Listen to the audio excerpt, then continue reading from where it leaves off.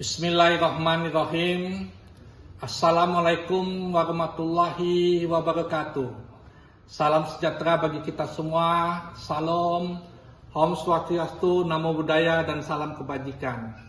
Perkenalkan, saya Dr. Noviadi Ferdi, SEMM, salah seorang staf pengajar di Prodi Manajemen Konsentrasi Sumber Daya Manusia di Sekolah Tinggi Ilmu Ekonomi Jambi.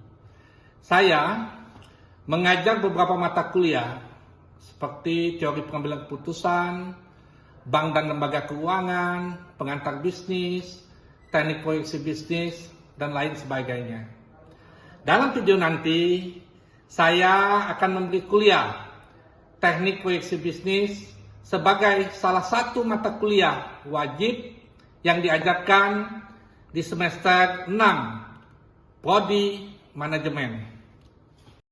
Mata kuliah ini mempelajari metode dan teknik untuk meramalkan atau memproyeksi kondisi bisnis di masa depan. Proyeksi bisnis digunakan untuk membantu perusahaan dalam merencanakan strategi, membuat keputusan investasi, dan mengevaluasi kinerja bisnis. Mata kuliah ini mengajarkan berbagai teknik peramalan, seperti peramalan kuantitatif menggunakan data historis dan model statistik, dan peramalan kualitatif menggunakan pendapat ahli dan survei. Metode pembelajaran yang saya gunakan dalam mengampu mata kuliah teknik proyeksi bisnis ini adalah DAA, Delivery, Interaction, dan Assessment, di mana pendekatan pembelajaran yang menekankan pada 3 tahap utama, yaitu penyampaian materi, delivery, interaksi antar guru dan mahasiswa, interaction, dan penilaian, asesmen. Metode ini bisa juga digunakan dalam konteks pendidikan, termasuk perkuliahan dan pelatihan. Delivery adalah penyampaian materi. Dalam hal ini dosen menyampaikan pembelajaran kepada mahasiswa. Penyampaian dapat dilakukan melalui berbagai cara, seperti ceramah, presentasi, demonstrasi, ataupun menggunakan media pembelajaran. Yang kedua, interaction atau interaksi. Materi disampaikan dengan melibatkan mahasiswa dalam berbagai kegiatan, seperti tanya jawab, diskusi, ataupun diskusi kelompok. Interaksi ini bertujuan memastikan bahwa mahasiswa memahami materi yang disampaikan dan mendorong pemikiran kritis dari mahasiswa. Sedangkan asesmen adalah penilaian untuk mengevaluasi pemahaman dan kinerja siswa terhadap materi yang telah disampaikan, yang dilakukan melalui berbagai cara seperti kuis, tugas, presentasi, ataupun proyek penugasan di tengah semester ataupun akhir semester. Komponen evaluasi mencakup beberapa komponen penilaian, yaitu tugas mandiri untuk per individu mahasiswa dan mahasiswi, kuis atau kelompok, ujian praktikum, ujian tengah semester, dan ujian akhir semester.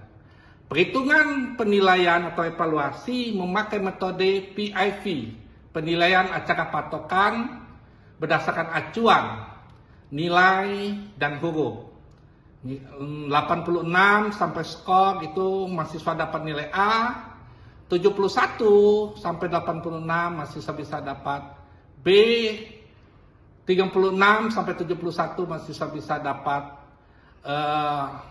C, 41 sampai 56 masih dapat D, dan di bawah itu mahasiswa harus mengulang atau tidak lulus. Demikian video ini, ikutin video pengajaran saya selanjutnya. Assalamualaikum warahmatullahi wabarakatuh. Bismillahirrahmanirrahim. Assalamualaikum warahmatullahi wabarakatuh. Waalaikumsalam warahmatullahi wabarakatuh. Selamat sore, salam sejahtera untuk kita semua. Dan anak semua sehat ya? Sehat. Baik. Minggu kemarin kita sudah membahas EPPS. Jadi perkuliahan kita kan 16 kali pertemuan, termasuk semester dan ujian semester. Nah, minggu ini kita akan coba masuk materi teknik proyeksi bisnis. Jadi yang nama proyeksi itu kalau bahasa awamnya apa? Bahasa keseharian kita, proyeksi. Gamal. Jadi kalau ada yang mengamal, sebenarnya dia melakukan proyeksi. Jadi kalau bahasa ilmiahnya itu kan proyeksi. Nah, kita hari ini akan belajar teknik proyeksi bisnis. Kenapa mata kuliah ini wajib disampaikan kepada calon sarjana manajemen? Karena kita harus bisa mengkalkulasi peluang-peluang dari aktivitas suatu bisnis. Mata kuliahnya adalah mata kuliah wajib dalam prodi manajemen yang kalian harus lulus. Kalau tidak lulus berarti kalian harus memulai, ya, teknik proyeksi bisnis.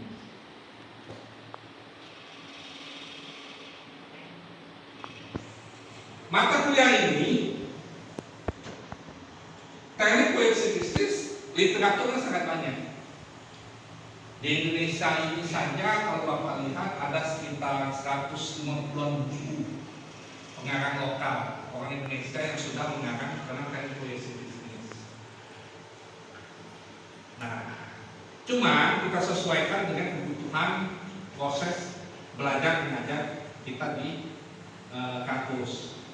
Jadi kalau kalian membeli buku, rujukan kita itu adalah bukunya Ledwin Ayrtonan, terbitan Galia, judulnya Peramalan Bisnis.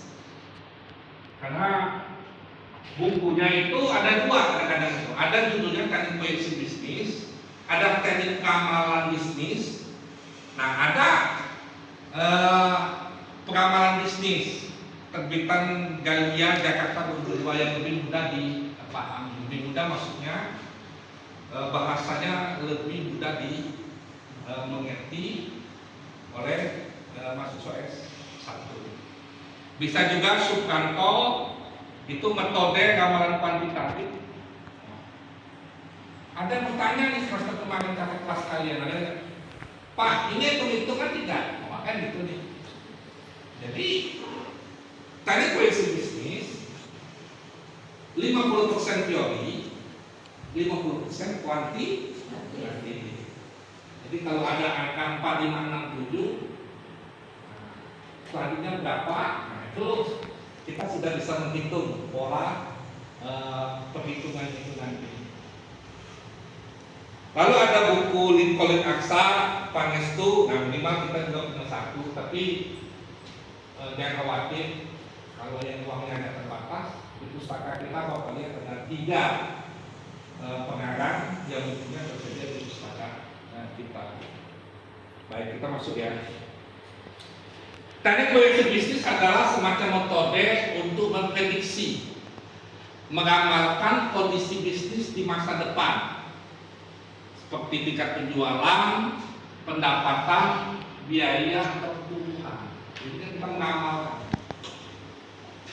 Selain itu apa saja yang bisa kita ramalkan? Penjualan bisa diramalkan, pendapatan bisa diramalkan, biaya bisa diramalkan, pertumbuhan bisa diramalkan. Selain apa bisa diramalkan? Ada yang tahu? Kebutuhan tenaga kerja bisa diramalkan. Ini kalau SDI tiba-tiba mahasiswanya nambah 100 orang, pengelola kampus sudah bisa meramalkan kebutuhan dosennya berapa, kebutuhan ruangannya berapa, kebutuhan tenaga pendidikannya berapa. Nah, kan seperti itu ya. Ada pendapatan, pertumbuhan, ada juga rugi. Jadi bisnis itu bisa di proyeksi rugi atau untung. Oh, saya lihat nih dosen, mahasiswa makan di kantin. Sebenarnya kita bisa menghitung proyeksi ke depan, yaitu tingkat labanya seperti apa. Pak, gunanya apa? Kan gitu ya. Kalau kita baca sesuatu, gunanya itu apa? Gunanya kita membantu perusahaan merencanakan strategi untuk pengambilan keputusan dan mengidentifikasi peluang baru. Ada suatu toko buka di kampus, pasar-pasarnya mahasiswa yang kuliah di. Kita harus mengidentifikasi selain mahasiswa, siapa di konsumen atau pelanggan baru. Nah, inilah guna teknik proyeksi bisnis untuk mengidentifikasi peluang baru. Ada yang tahu kegunaan teknik proyeksi bisnis yang lain ada nggak? Yang nama Putri mana? Putih, kami yang bayar saya. Nah, ya, Putih. Saya nebak aja kalau Putih berarti Putri. Ada kegunaan teknik proyeksi bisnis apa selain yang Bapak jelaskan tadi?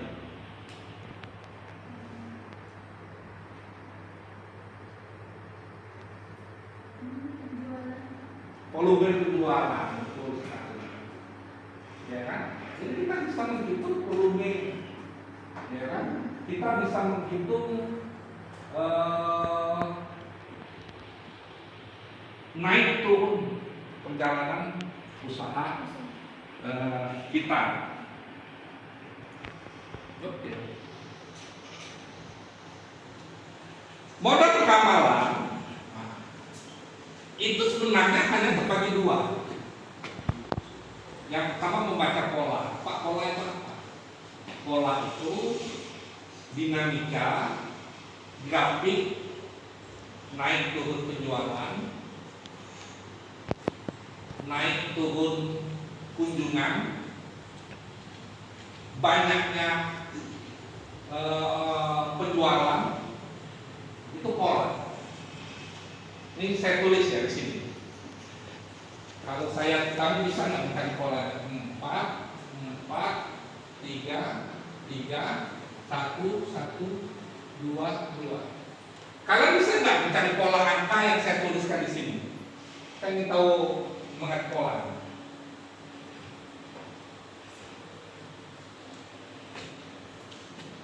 Tahu, tapi nggak tersebut. Tahu ya polanya? 4 ke 4 petang, 4 ke 3 bukan 1, 3 ke 3 petang, 3 ke 1 turun 2, 1 ke 1 1 ke 2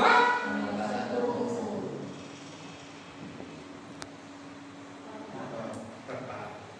Jadi kalau saya sebut bukti pola dari angka yang saya sebut ini gimana? Bisa disebutkan? Tetap min 1, min 2, tetap plus. Inilah yang disebut pola. Nah, itu ya polanya itu tadi. Jadi kan sudah dapat polanya, kita dapat peluang kesalahannya. Pak, ini terlalu jauh Pak, saya yang nyata-nyata aja. Oke. Lalu saya ceritakan kepada kalian, warung kantin SDK penjualannya 10 juta sehari. Percaya nggak kalian? Kenapa? Kecil Pak warungnya. Maka polanya, kalau kita ingin melihat keuntungan warung sebelah, polanya paling Senin sampai Kamis 300 sampai 500 pola penjualannya. Jumat sampai Minggu di bawah 100, ya kan? Lebih kecil dari 100.000. Ini pola. Jadi dalam bisnis untuk meramal kita membaca pola. Pola itu apa? Tanda-tanda. Semester kemarin saya bilang tuh ada yang pacaran, ya kan? Kalau cowok kamu nggak suka dengan kamu, ada nggak polanya? Saya bilang tanda-tandanya. Ada apa? WA sekarang dibalas Pak, kita udah ngangkat. Nah itu pola saya bilang. Cuma di dalam kehidupan sehari-hari. Cuma dalam matematika seperti ini ya. Jadi menghitung proyeksi bisnis orang dengan membaca tanda. Nah tanda-tandanya itu yang pertama tadi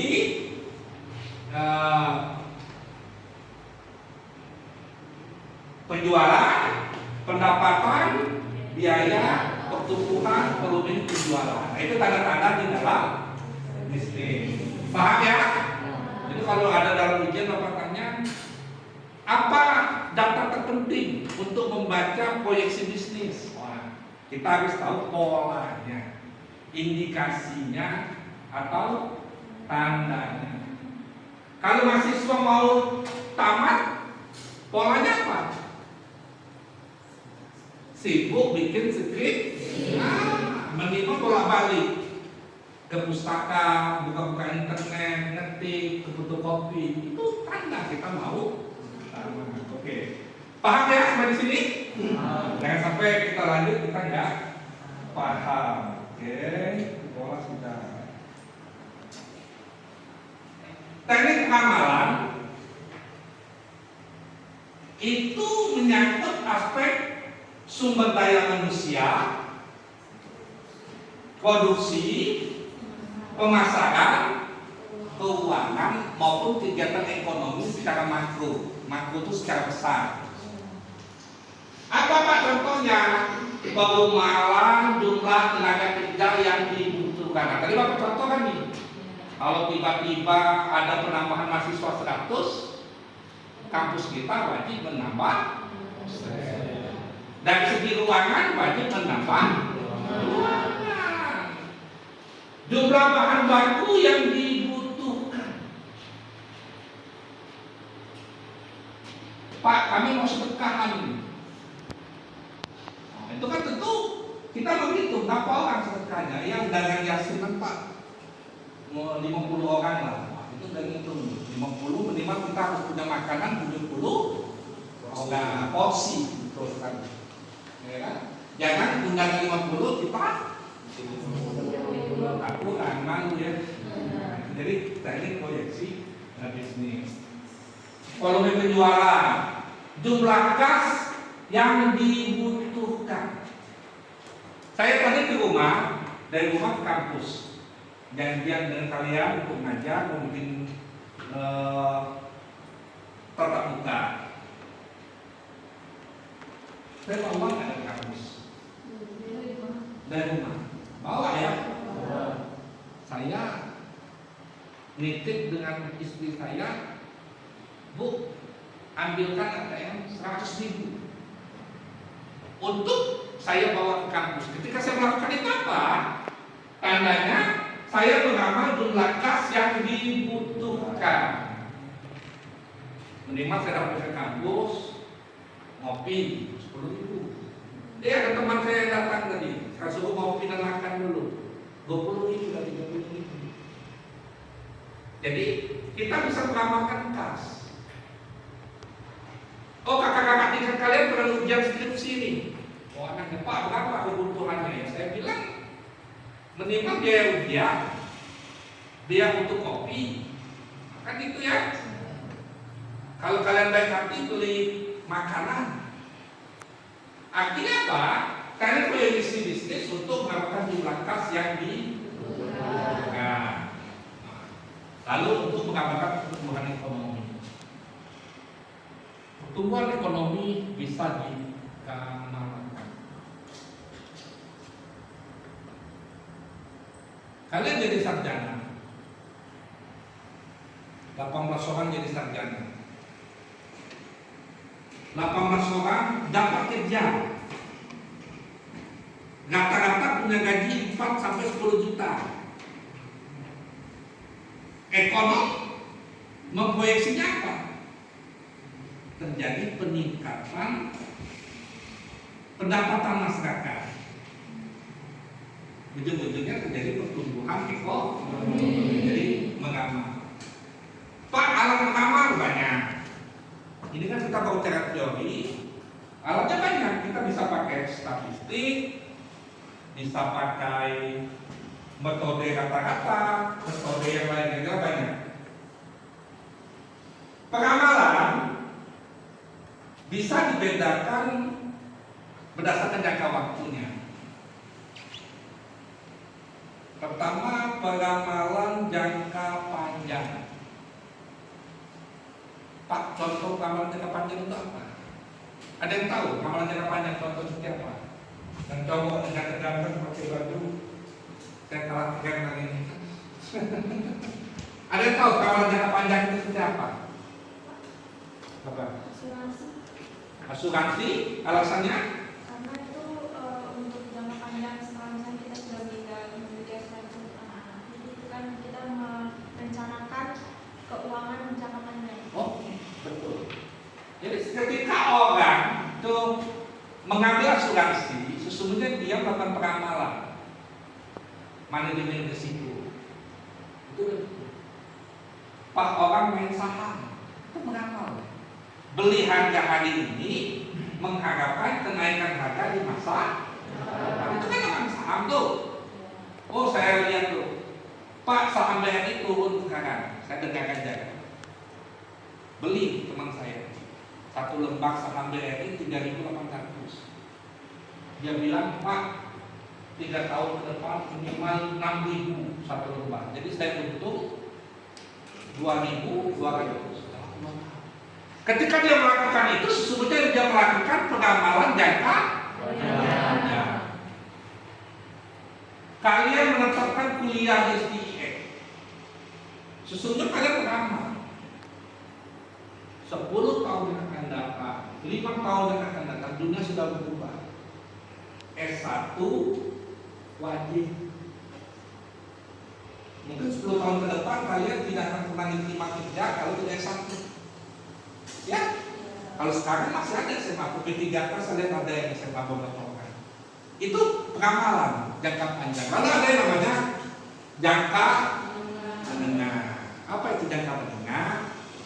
Ketika kalian kontrak mata kuliah seperti ini, kontrak kuliah, kalian berharap nilai kelulusan, bakal ilmu, ya kan? Itu adalah peramalan jangka menengah. Nah, ya itu tadi. Lalu ada peramalan jangka pendek. Ada yang tahu? Contoh peramalan jangka pendek? Proyeksi jangka pendek? Cuaca. Ini kayaknya mendung-mendung nih. Kayaknya sore gak ada hujan. Cepat kepala bapak selesai semua. Itu ya, itu jangka pendek. Kayaknya panot jangan masuk nih. Itu jangka pendek. Kayaknya saya meramal kalian.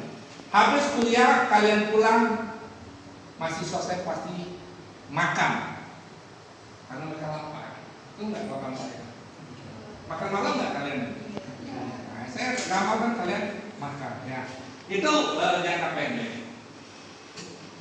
Lalu ada berdasarkan kualitasnya mikro.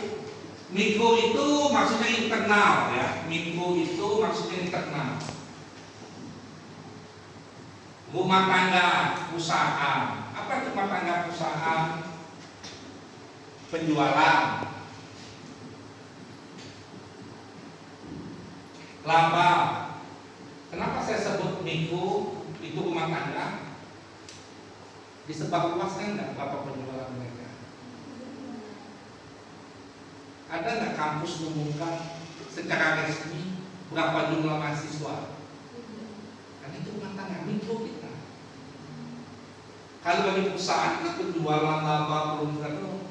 Lalu ada yang sifatnya makro, itu lebih sifatnya eksternal.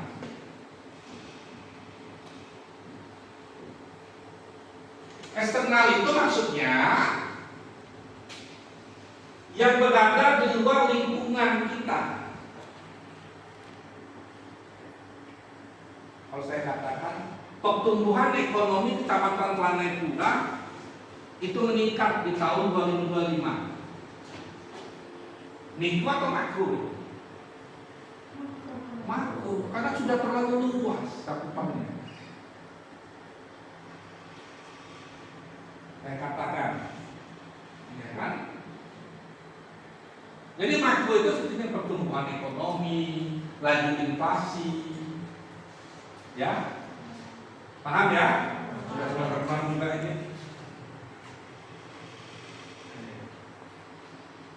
Pak, bagaimana tahapan kita untuk melakukan penamalan? Sebelum kita melakukan penamalan, pastikan kita mempunyai tujuan. Untuk apa kita melakukan penamalan?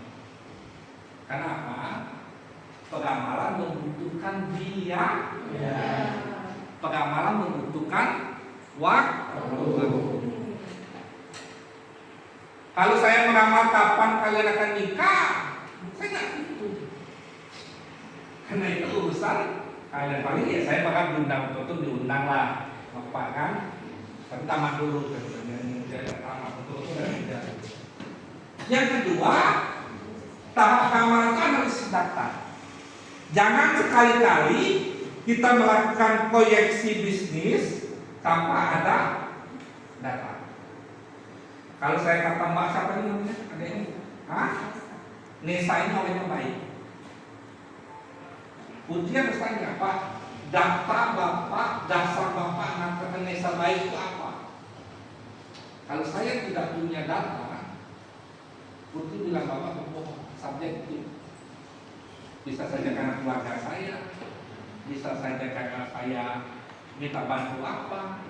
Jadi kalau kita melakukan data, dulu hampir 25 tahun yang lalu, itu 30 tahun waktu saya menjang S2, teman saya bilang, Mas, ya, si anak suka nih dengan saya tanya, tandanya apa? Dia itu salah. Artinya dia meramal itu ada data. Jadi kalau tanpa data itu namanya bahasa Jawanya hot, kolok-kolok. Ya, kolok. Mau mengamal pastikan kita punya datanya. Oke. Ini agak sedikit nih. Kalau saya tanya, coba kamu tingkat keuntungan warung kantin kita. Data yang kalian perlukan apa kira-kira? Jumlah pendapatan. Betul. Jumlah pendapatan, jumlah penjualan. Tanpa data itu bohong. Ya. Mengamal butuh data. Yang lalu ada pengumpulan data. Terus ada pengestimasinya model sementara. Pak, model sementara itu maksudnya ya polanya tadi. Ini kan dapatnya polanya. Tetap N1, tetap Min2, tetap plus 1 plus 1. Nah, ini kan rumusnya ini. Ini kan bisa aja nih diganti angkanya 6, asal polanya sama. Jadi dapat modelnya.